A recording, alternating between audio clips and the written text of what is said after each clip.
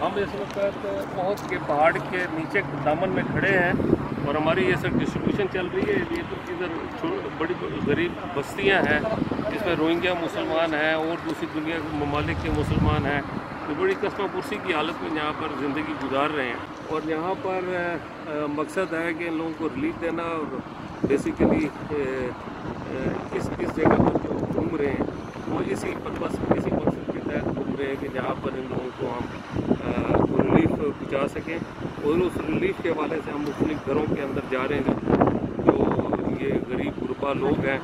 और मैं समझता हूँ ये बड़े मुश्किल और तकलीफ़ के अंदर जो है अपना टाइम गुजार रहे हैं।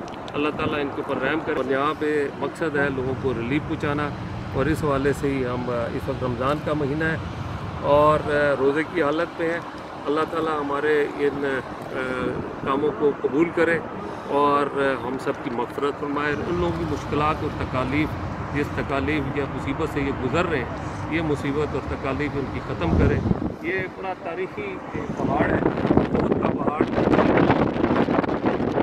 और इसी के दामन में इसके नीचे पहाड़ के नीचे मुख्तलिफ घर हैं जहाँ पे झोपड़ियाँ टाइप के बड़े ही पुराने तर्ज के एक आध कमरे के घरों के अंदर ये लोग रहते हैं और उनकी मदद इमदाद के लिए हम लोग करते